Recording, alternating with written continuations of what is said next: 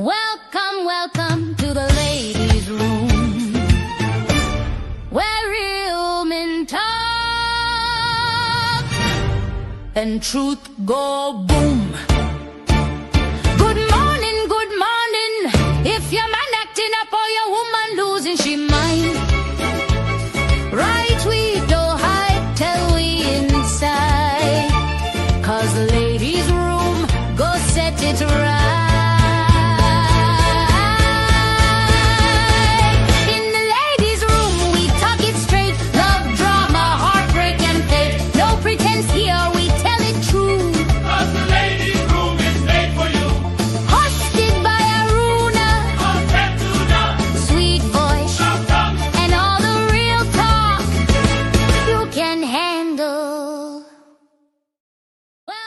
Welcome to the ladies' room, where real men talk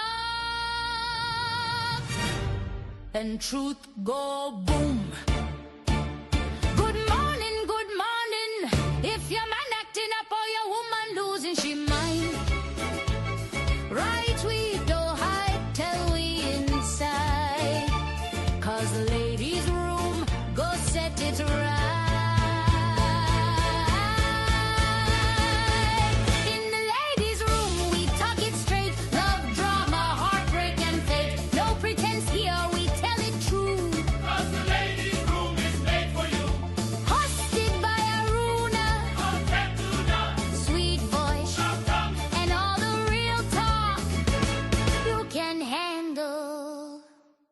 Welcome, welcome to the ladies' room, where real men talk and truth go boom. Good morning, good morning. If your man acting up or your woman losing she mind, right we don't hide till we inside, 'cause the ladies' room go set it right.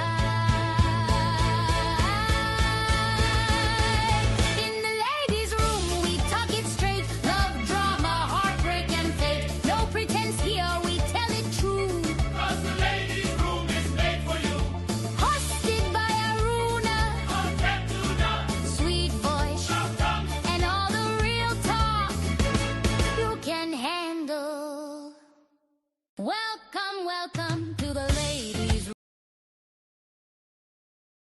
Expressed in the following program aren't necessarily those of Power 95.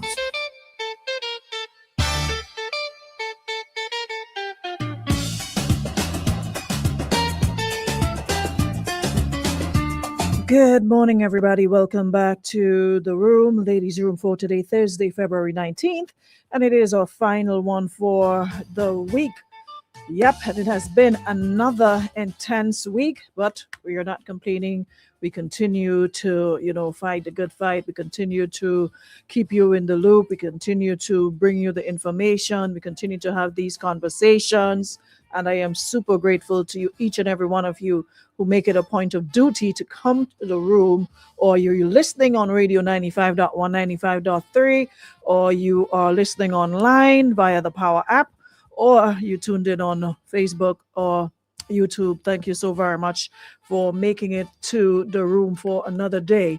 Thank you so very much to our friends at Beacon Insurance. Thank you so much, Land Store, St. Augustine Medical Services, and Western Union.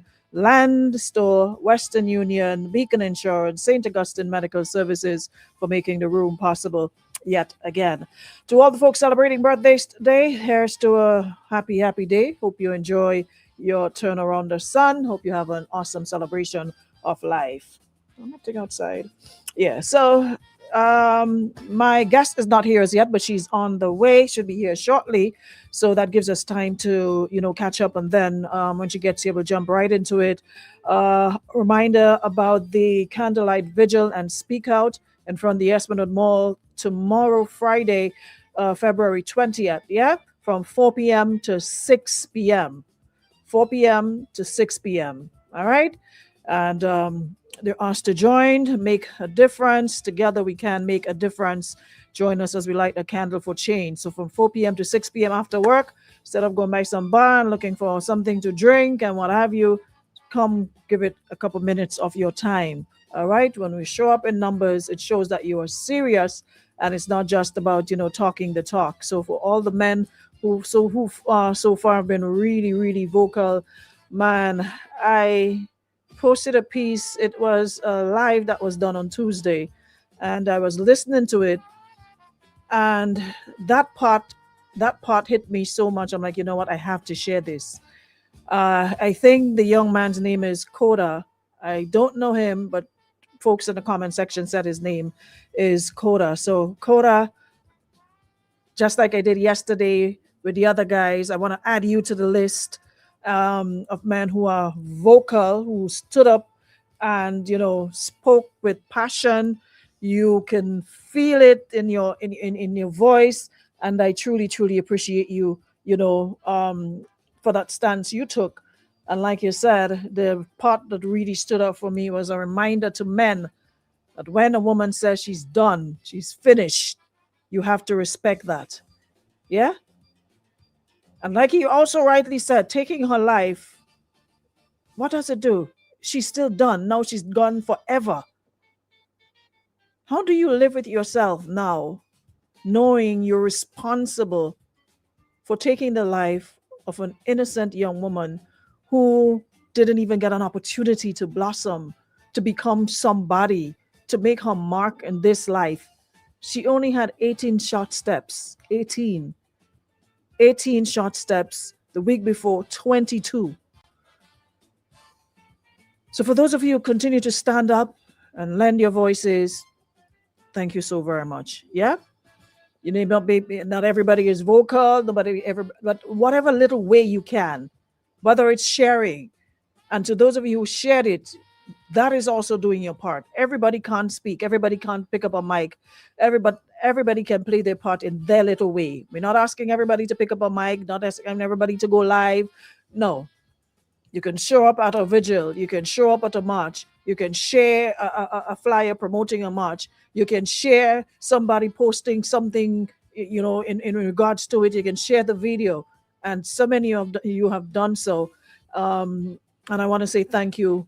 Thank you so much for that. Can't believe my guest is here. Alrighty, so let me just give her a couple seconds to breathe, and then we'll jump right into it. Yeah.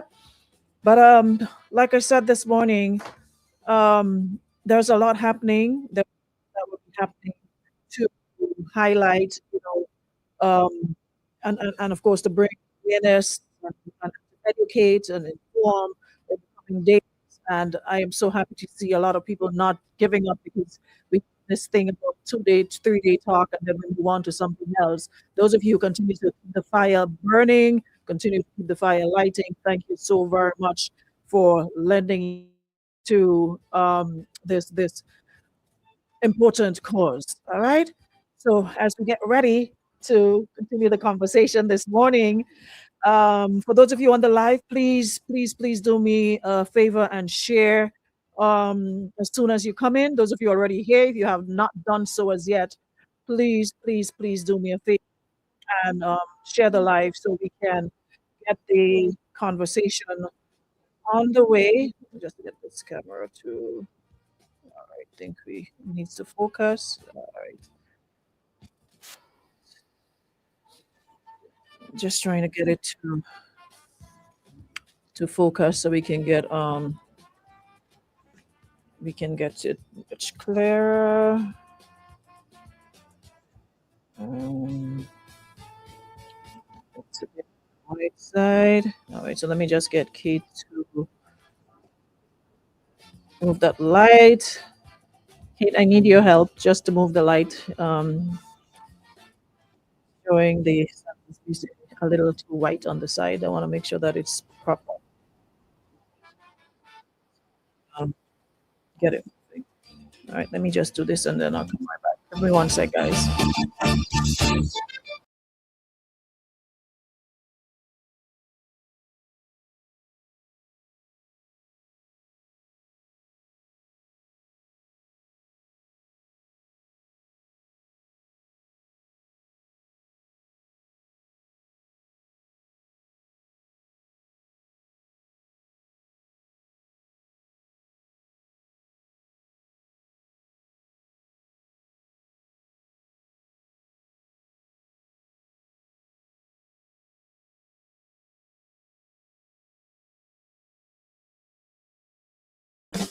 Alrighty, think we are good to go now. So, for those of you just joining us, welcome to the ladies' room. And like I said, today we sit down with Senator the Honourable Claudette Joseph, Grenada's Attorney General and Minister for Legal Affairs, Labor and Consumer Affairs. And today it's beyond the title.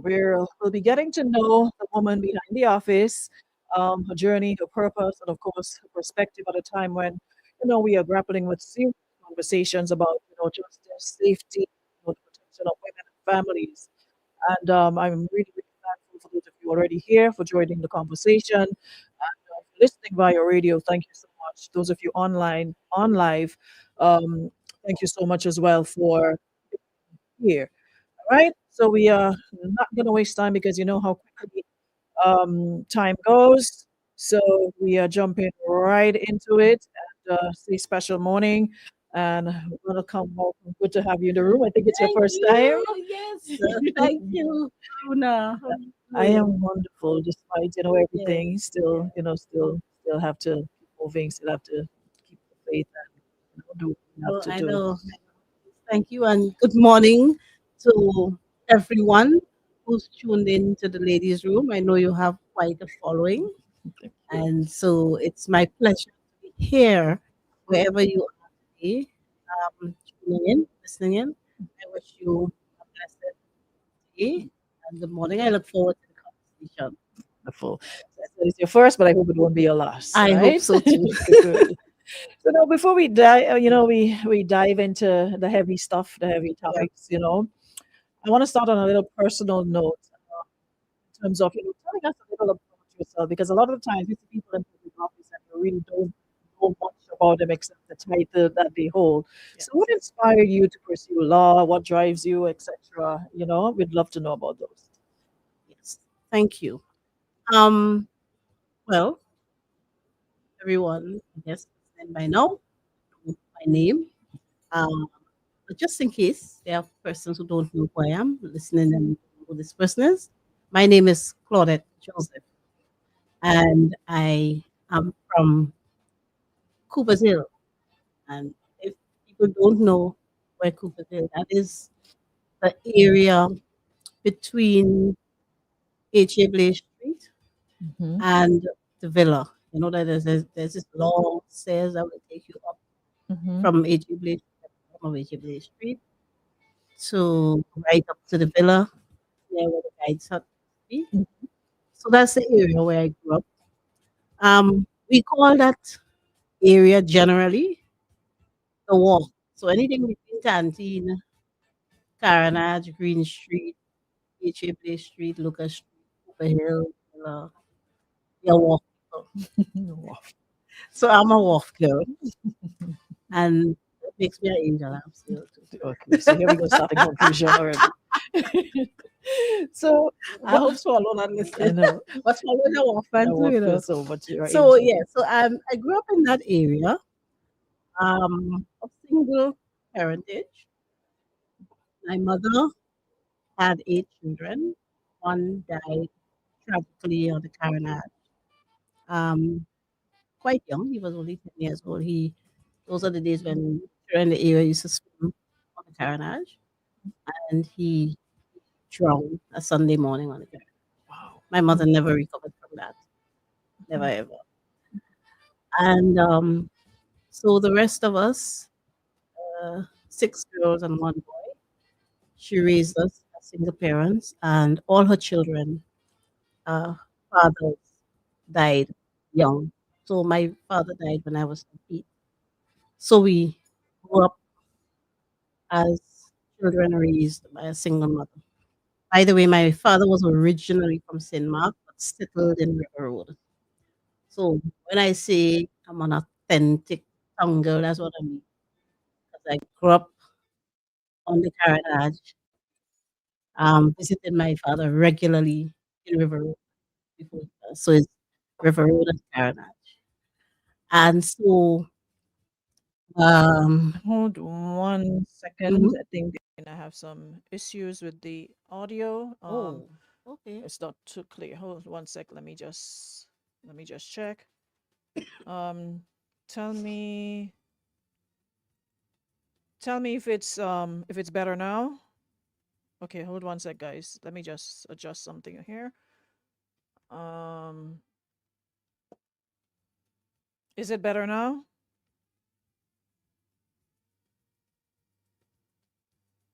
Hold on. Okay, let me just see from this end. You sound like I'm underwater, they said. Hmm. Much better? Okay.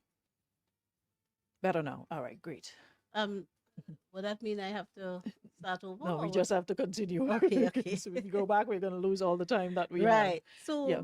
So yes. So grew up with a single mother, very very hardworking and honest lady, very honest and God fearing, and these are the values she instilled in all of us. Hard work. I can't stress that too much, and honesty. So my mother did various jobs to take care of all of us, um, cleaning, domestic work for people, um, working with government as a cleaner in various places. For example, during the revolution, she worked at the residence of both the prime minister and the deputy prime minister, Morris Bishop and Bernard Cord, um, as a cleaner. Mhm. And she was excellent at making sweets and confectionery. So I So think like you had the typical yeah, Grenadian salmon upbringing ball, sugar because I cake, remember my mom doing the same yeah, thing, fudge, coconut fudge, fudge, guava cheese, coconut coconut, tart. coconut tart. And what's Hmm. the other one?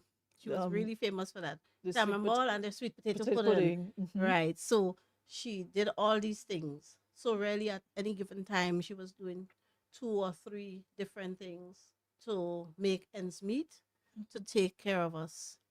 And she was very strict about education. She herself did not go to school beyond primary. And so she took education very seriously As a single as a parent. single Mhm. mother.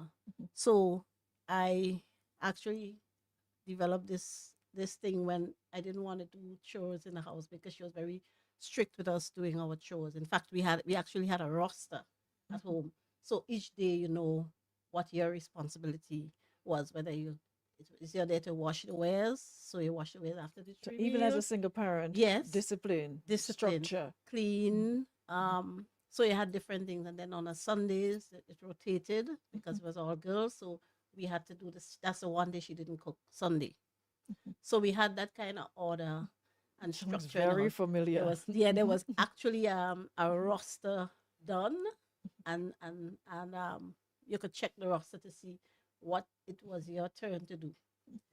And so I discovered how serious she was about education. So the one thing that would escape, that would cause you to escape doing your assigned duties, is if she see you with a book, studying or something. Oh, so you learn to beat the system from early.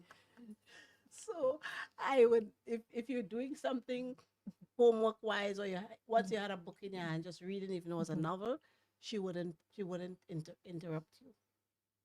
So I Mhm. learned that early. So every now and then I would scull the work by having a book in Book my in your hand. hand. So yes, that's how we grew up. It was hard. My older sisters, they also um left school fairly early to work to help the younger ones. And so the last four of us were the ones who were able to go beyond, go to secondary school, university, um, and do well. But that was because it was a collective effort. My mother and then my older sisters. I remember when I was at UWI in Cave Hill, I my older sister Sharon, she was working in Tortola, and she would literally transfer her entire salary to me in Tortola. I'm in Barbados, Mhm. so to help You can meet continue my education. expenses. Yeah, Mhm. and so that's how we grew up. supporting each other and working hard. I mean, just working hard. So And what mhm, inspired you to pursue law though? I always, first of all, I went to Mother Rose and then the convent. And you know, the courthouse was right there as you're Mhm, walking up the hill every mhm, day. mhm, The courthouse was right there. And you would actually, sometimes you would actually sneak in the back of the courtroom and listen to the lawyers present their cases. And I remember people like Kenrick Radix mhm, and Carol Bristol and these people. You know, I was so impressed mhm, with the way they were defending people who I saw as weaker and defenseless, people who needed stronger persons to support them and to help mhm, them. And in a sense, because of my humble station in life at that time, I saw myself as potentially one of those weaker persons needing the help and the defense mhm, of a stronger, learned person. mhm, And so I thought that maybe when I get older, I could do something like that, you know, to help people. Also, I Morris Bishop was a big influence. influence. Yeah, Mhm, Morris Bishop was an inspirational person uh, mhm, for me and for many of us as young children um, during the revolution and the days and the period just before the revolution. And he too was one of the outstanding lawyers. You would see them walking up with their robe, looking so majestic and so that for me is mhm, where the inspiration came from. And then I think naturally, I think based on how I was raised, I always had this natural instinct to speak up. mhm, I always have this, even in class, I would get in trouble because I would be the one speaking mhm, up, mhm, especially when I perceive something wrong or unjust was taking place. mhm, So I would always be the one speaking up. So I think that's where it came from. So as early as 10, 11 years old, mhm. I knew I wanted to do law and I never changed. Wow. That never changed. So I Mhm, worked towards that. mhm, Um, mhm, Debating in school, doing all the things that I was guided would assist me in becoming a good lawyer. And Mr. Carol Bristol was a big influence in that regard. Yeah. Do you have like a personal motto or philosophy that, guides you in, say, challenging times? Yes, it's simple and it comes directly from the Bible. And for me, with God, all things are possible. Because we also grew up as um, strong practicing Catholic. My mother was a Catholic, Roman Catholic, and not just a name. Um, Devout. yeah, we had to get up and go to Every church Sunday morning without fail. every Sick, Sunday no sick, morning. you'll be And fine in the house of the Lord. on Sundays we went to church twice. So there was you have to go to mass at the cathedral, and then in the village there, you know, the Gospel Hall Mhm. Church on H. Village Street. Street. Hmm. All children in the area went to Sunday school there. So we went 9 o'clock in the morning at the cathedral and 3 o'clock. So and That then kind of leads me to my next yes, question. With light up everything you see hmm happening now, and like I said to people, that was a part of our bringing hmm growing up. Church, hmm whether they went or you had to you had go. to go whether And they the yeah, entire actually and yeah, Sunday morning you see the entire village of yes. children smartly hmm dressed There going were to church there were many in Sunday Sundays, yeah. school. You There were never many missed you it. never missed it. There were many Mhm, Sundays when mommy herself couldn't go to church, but we mhm. couldn't say I'm we not can't going. I'm not going. Mhm, Leading up to Christmas, that novena, mhm, oh God, early mhm, morning. mhm, You have to mhm. get out of your Stations of the bed, cross. You have stations to of go the to cross, all of these things. everyone. And these Mhm, experiences, these values, they stay with you when they mhm, are well and properly ingrained. Um, they stay with you. So going back to the question, my motto is with God, all things are possible. Because I say that because there are people who know the struggle that my mother had with us. And up to this day, from the area, still can't believe I'm a lawyer.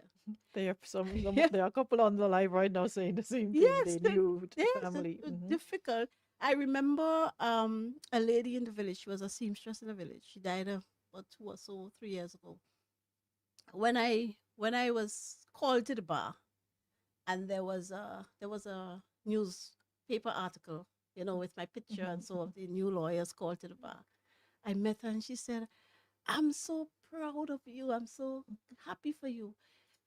It's a pity you couldn't go further and complete and become a real lawyer," because she couldn't believe that I had gone the whole mile and completed the whole course of study. And so I said, "No, I'm a real lawyer." Actual She said, lawyer, "Really?" lawyer. She said, "You were able to finish?" I'm like, "Yeah." So she just assumed because of who we were, and so there was no way I was going to be able to afford completion of the course of study. I wonder what you So think now that you're yes, Attorney General. So yes, she she didn't said, believe you're a yes. So she lawyer said, now that so I you're the had to Attorney explain to her, General. no, the article you saw is me being called, admitted to practice as a lawyer. She said, "Really?" She said, "Oh my God, how did you do that?" And this is one of our neighbors that You we know, grew up with, I really hope that the young Mm-hmm. women listening this morning will understand what it is you're saying, because Mm-hmm. a lot of people think you have to be born with some gold spoon, No, no. or your family must be well off and for you to make it in life. Mm-hmm. Determination, discipline, and like And you hard said, work. from and hard work Mm-hmm. from jump, you knew that's what you wanted to be, wanted to do, and you worked toward it and didn't give up. Mm-hmm. And I think, that is an inspiration in itself with so many young people who think that, you need to have somebody backing you, somebody Exactly. financing you, and not believing in No, hard work. let me tell you something, Aruna. The last time my mother or one of my older sisters bought me books, uniform, anything like that, was in Form 2. Form 2, I recall. My same sister who was working in Tortola and helping me when I was at UE, when I was in secondary school, she was living and working in Trinidad. And I recall her sending up my books and money to get those days the TT dollar was 2 to 1. It was higher than the Canadian dollar. So she would send the money up. And then the following year, when I entered Form 3, I want people to listen to this. I went and I got a summer job. We all did. I We're got in a job. Yes, school I got vacation, a summer August. job. Yeah. Yeah. And with that money, I bought my bag, my shoes, my books, everything. And after that was the last time. Form 2 was the last time anybody bought books and uniform and so for me. Now, in terms of uniform, I had the same school skirt from Form 1 to 5. And you know what that skirt was? It was my older sister. The year when I entered convent was the same year my sister graduated. We passed it down. And that skirt, she was bigger than me, and so that skirt was taken to a seamstress. It was adjusted to my size and it was turned The other side. the other We side. did that. We turned it the other You side turn it the because other side. when it faded on the right Right. side, we turned it the other side. And I wore that same skirt until the day of my graduation at convent. Wow. And two shirts, two white One shirts. wet, one dry. One wet, one dry.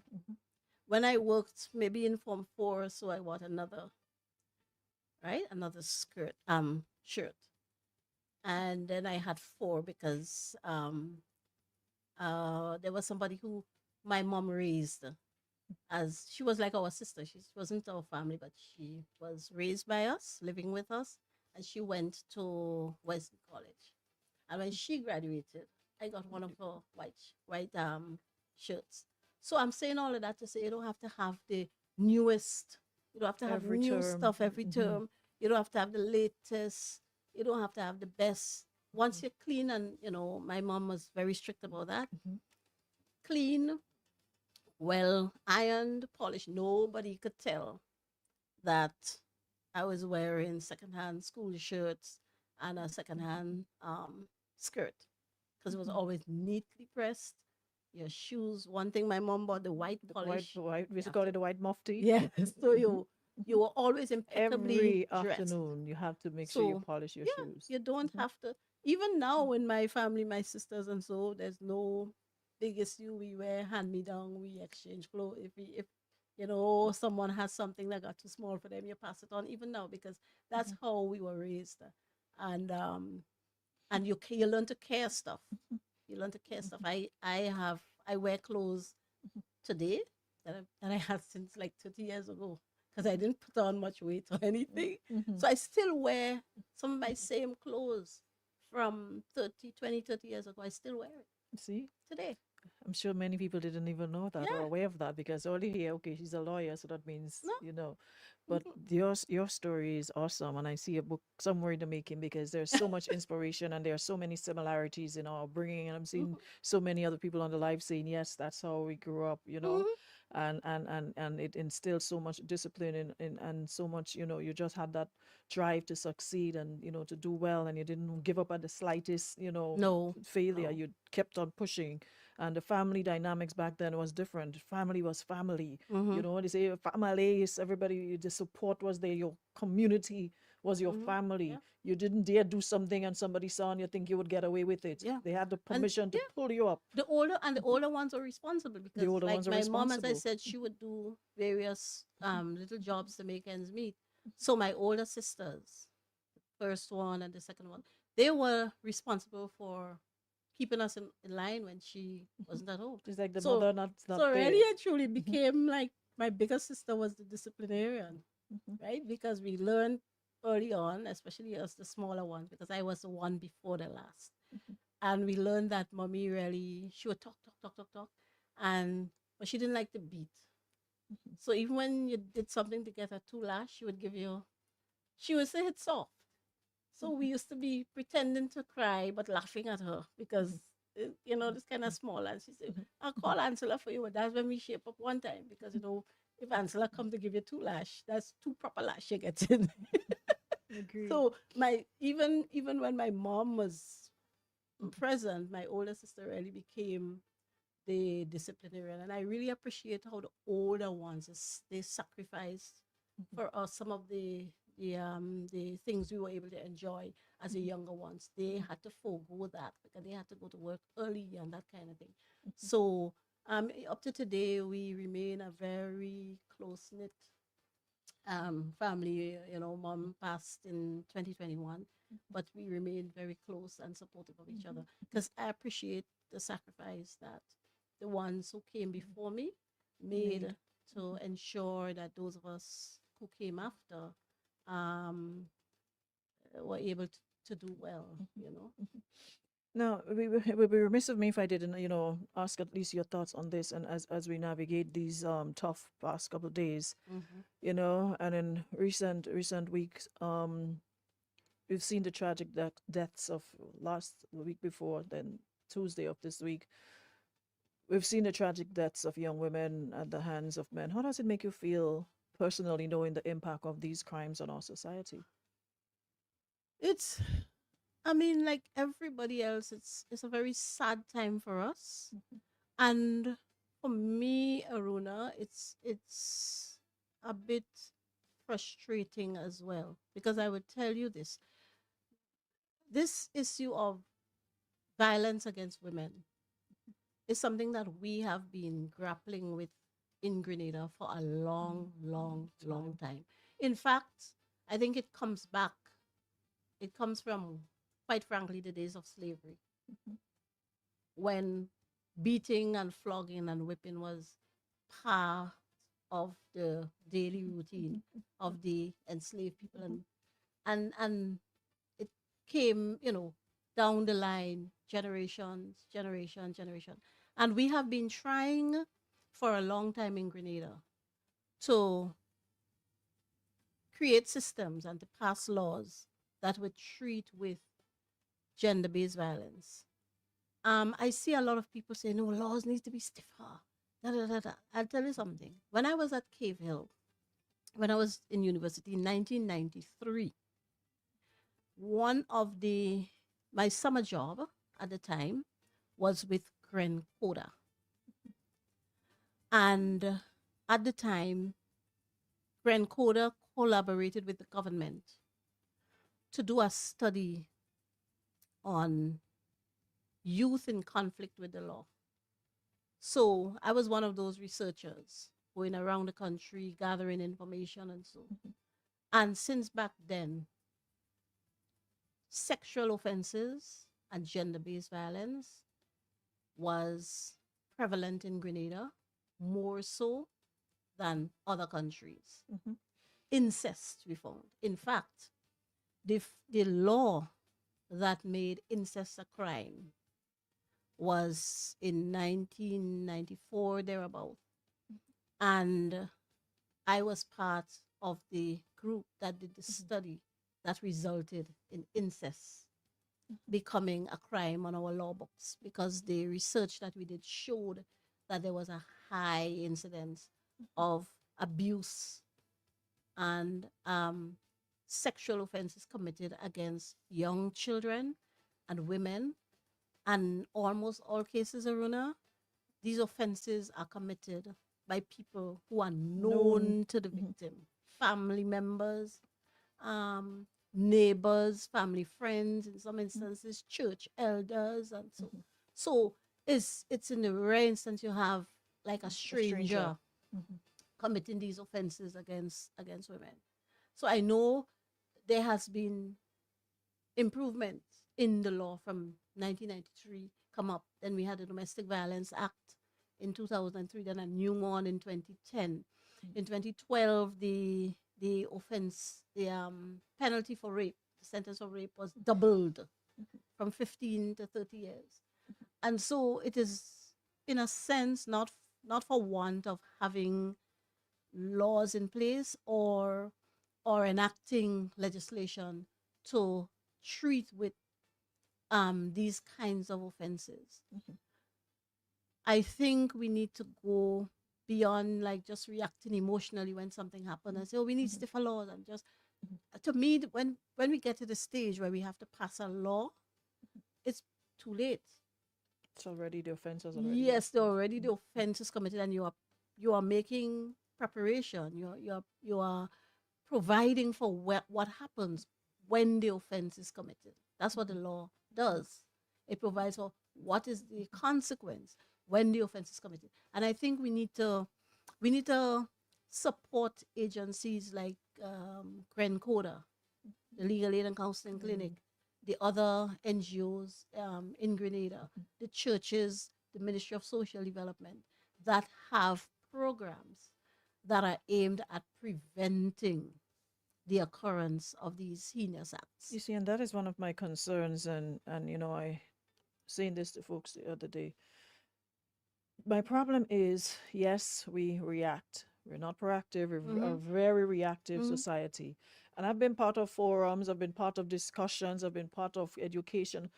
And when you see the amount of people that turn out to these forums, the amount of people don't show up. Even when you're like, okay, you know what? Let's bring it live.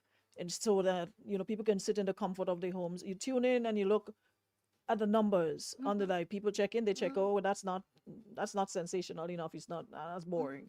So I keep saying to people, the information is there. There are so many things that we can partake in and help the system instead of sitting back and just asking what is the system doing, because we have to take into consideration these people are coming from our communities. They were part of our villages. Yep. So We are the system. We are the It's us. system. Yeah. So if we don't play our part, all we're going to do is react when something happens. People need to start taking a keener interest and not just getting outraged or getting angry when things happen. And blaming whichever government is in office, because you see it anytime something like this happens. I remember with Ariel Bola, the then government, they came in for a lot of criticism, right? But when you really think of it, honestly, these people who commit these acts, they come from our homes, our villages, our churches, our communities, and at some point we have to take We have to take responsibility. to take an honest look at the situation. We have to seriously sit down and be honest with ourselves. And I think that is what a lot of folks avoid doing. And because if you do that, that means you'll have to take accountability and Right. responsibility. And then And listen, people don't want to do and that. then Aruna, sometimes you kind of place the very government that you criticize in a quandary, because depending on the legislation that government wants to pass, you get a lot of pushback. Age of Civil Legal Responsibility Amendment Act, right? That came out of consultation over a period of about 4 years. The Spotlight Initiative started in 2019, and the legislative amendments that are you see coming through Parliament now. We just did the Domestic Violence Amendment Act that came out of the Spotlight Initiative. And by the way, it was just coincidental that it was passed in Parliament the day when this last incident happened. But it was slated since last year to be in Parliament at this time. Um, and these are the amendments to the laws that the people who participated in the consultations say should happen. So, for example, let's take the Age of Civil Legal Responsibility Act. The data shows that our young girls and boys are getting into sexual activities from as young as 9.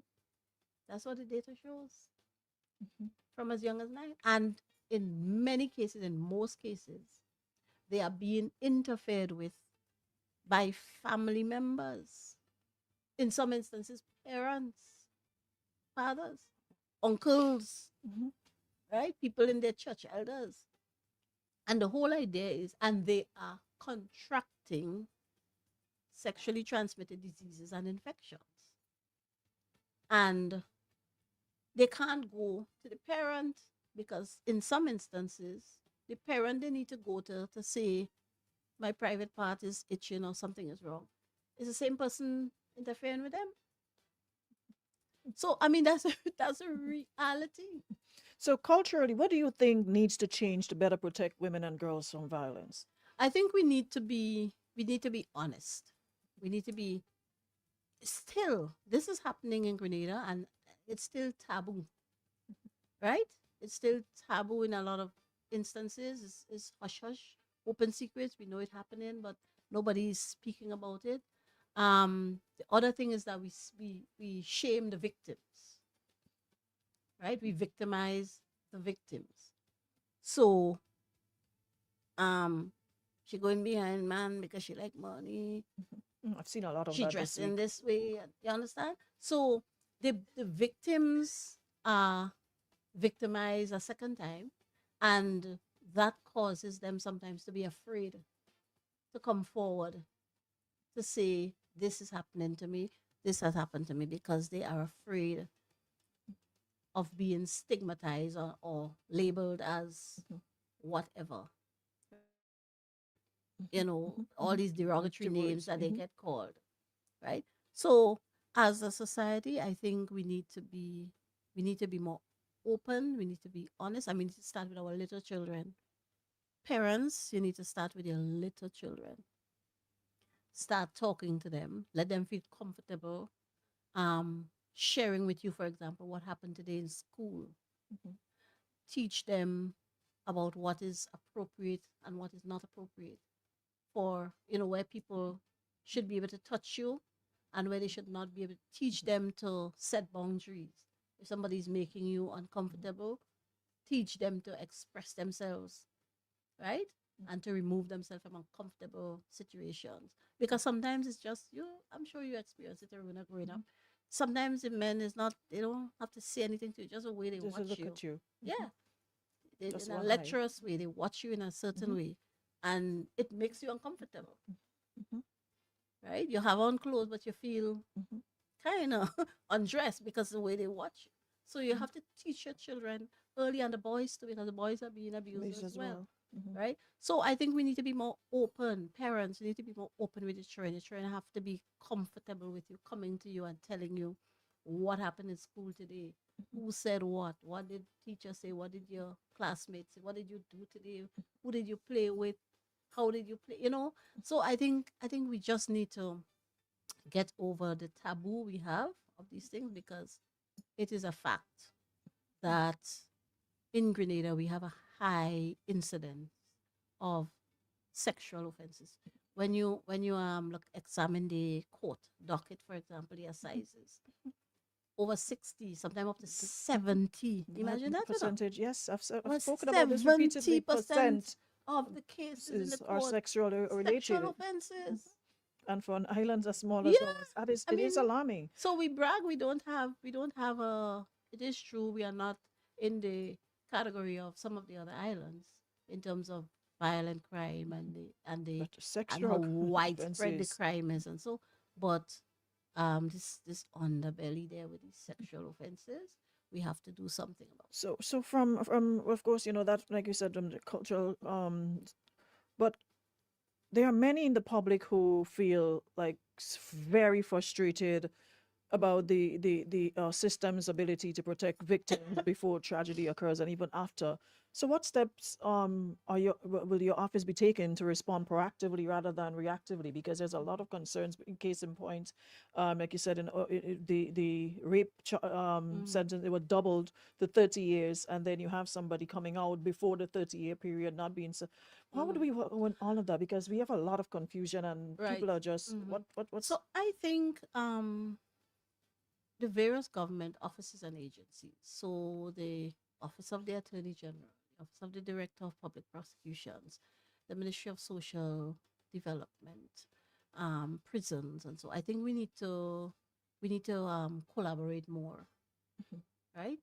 We need to work together and exchange information more, because the truth is, while there's always room for improvement, um, legislatively, why there's always room for improvement. That's why we're doing the Spotlight Initiative bills, because the Spotlight Initiative was um, an initiative to take steps to reduce violence against women and girls. So the legislation is only one aspect of it, Mhm. right?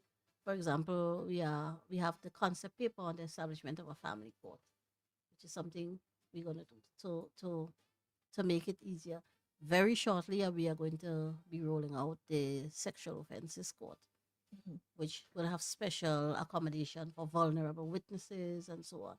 So I think we have to do more collaboration.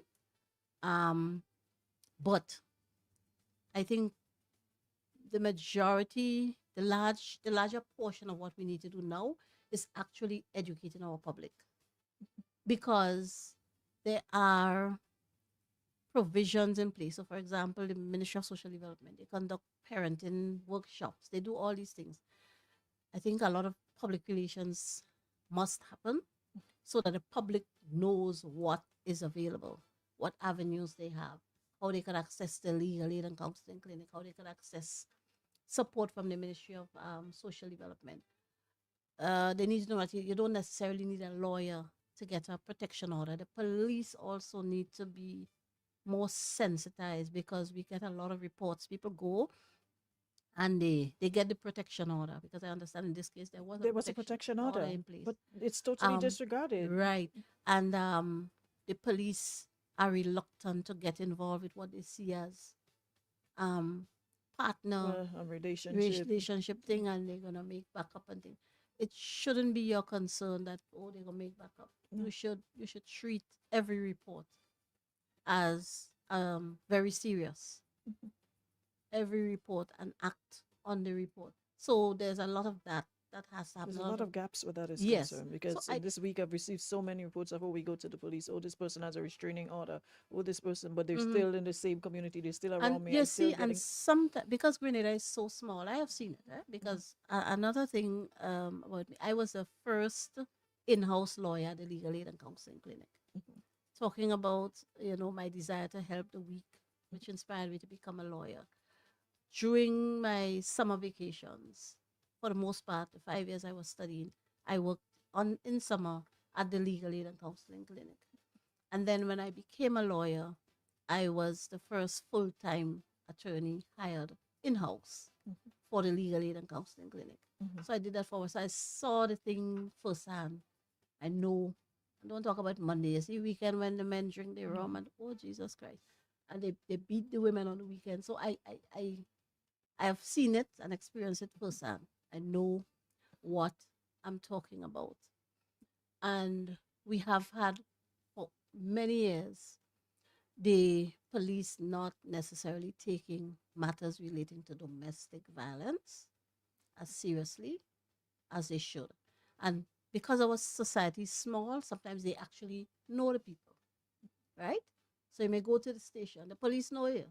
They might even be from the same village and say, well, they're always fighting and then they make it up and then, and then eventually somebody ends up dead. You understand? So I think we just have to, I think we have to collaborate a lot more, the various agencies of government, to so that the system works better. Okay. Well, Ms. McQueen, and she's saying here that collaboration accompanied by strategies to ensure implementation of the laws and procedures. And I might add Correct. enforcement as well, because we have a Correct. lot of law. There's a Correct. lot. Because I'm going through this, I'm like, there's a lot for everything if you want to seriously take it into consideration. But the problem, I think, is enforcement. It's there, but who's The enforcing laws it? are there. The laws are there, and a lot of people are unaware of the laws that govern us, but Because they're there. okay, like in this case now, I don't have a complete brief in relation to the circumstances surrounding the release of Kate Richards, but But you're going to look into it and get of some. course, and because the question is what information was supplied to the authorities that caused them to qualify him for early release. When I hear his sister on various programs indicating that he'd made her life a living hell for 19 years. So was she called in? Because there's such a thing as a victim impact statement. So was she invited Based to on what she make said, she sat in the representation? very same chair, and I asked her if anybody knows. She said no, she never had no. So exactly. So these gaps we must close. These things should not happen. If somebody that dangerous, even if on paper or when you do the calculation based on the sentencing guidelines and so, they may qualify. You have to consider the victims. We're almost out of time, and we really need to do another sit down because there's so much Yes. more I have to ask you and get to understand. But we still have to touch, and I hope we can do it, the domestic violence amendment bill that was debated this week. And I saw Anya posted and asking, says the bill refers to a single person. Let's say a man is legally married but separated, living apart, starts living with a new partner as man and wife. Is he considered single under the law? And could this new partner still be protected under the act if she faces abuse? So the Principal Act, the Principal Domestic Violence Act, the 2013 legislation, um, defines in detail what would constitute domestic violence. And any it's very broad. And any kind of relationship that exists will capture a potential victim as one the victim of domestic violence. So once there's some kind of relationship, right? It's very, very broad. You will be captured and can get a protection order. And I want people to understand you don't need a lawyer to get a protection order. Of course, when the lawyer does it, it's most times, more detailed and thorough and so. But the staff at the magistrate's court will assist you in completing the requisite forms to make an application on your own for a protection order. It's quite easy to get a protection order. So we probably need to have a sit down and discuss this. Yes, I could come back and we could yes, discuss. because I think it's important because there's a lot of gaps and a lot of stuff that I don't understand, and there are others who are asking similar questions to get a better understanding of what it is and how it works and how it would protect women. I think we need to just look at it at each stage and see if we could simplify it for the public, because sometimes it's written in ways that you're listening in and you're not, okay, I don't understand what that means. What does that? So I think we Mhm. will definitely have to do a follow up and sit and have conversation on that particularly. But Yeah, we should, because this amendment captured a species of domestic abuse that's not in the principal legislation, which is has to do with cyber abuse, cyber bullying, bullying. that kind of because sometimes the partners they terrorize the victims on social media. It is Mhm. a thing. Mhm. I've seen it happen several times. So that's the main amendment to the act Okay. that was passed in Parliament. So before we go, if you could send one message to the women of Grenada today about, safety, empowerment, what would it be?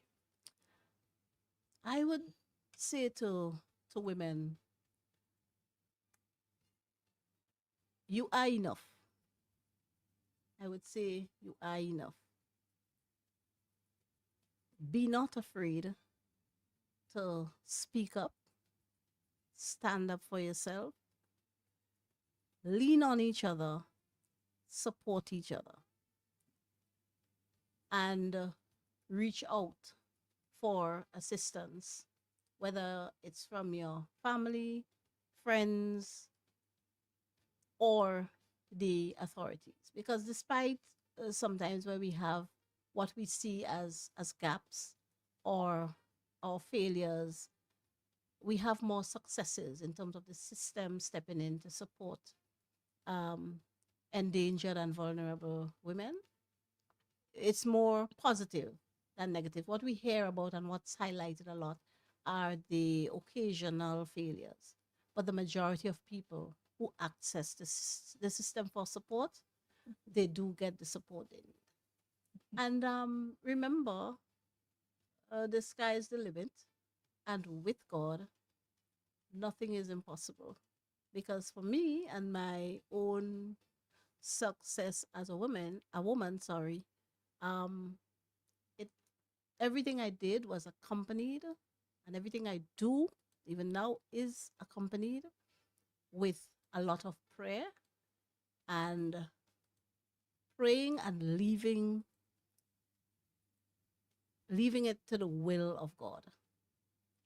So you don't pray and ask God for what you think. You understand? What you think should be the outcome of what you think you should get. You ask for His will to be done.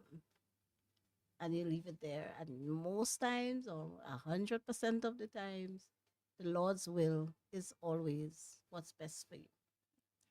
Okay.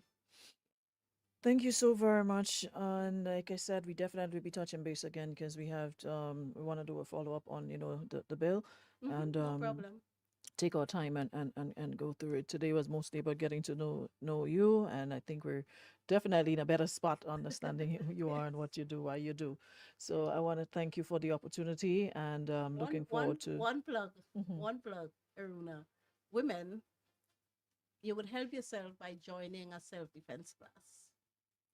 I did that when I was at Cave Hill. I joined a self-defense class on campus because there was a spate of rape going around the campus. There was some guy terrorizing the campus.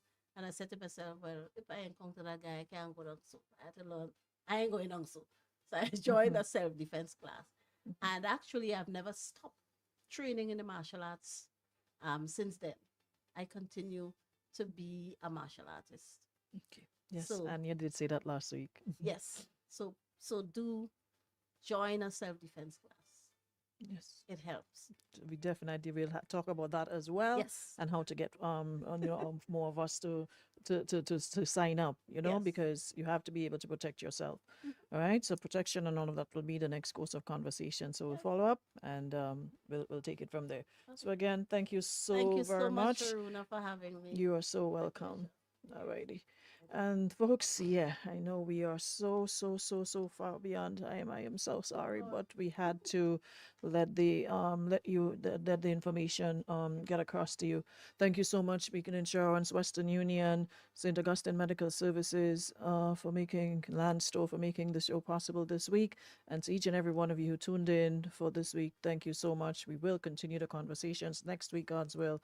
And I'll see you then. All right. So have yourselves a great Thursday, everybody. And we shall catch you again next week, God's will.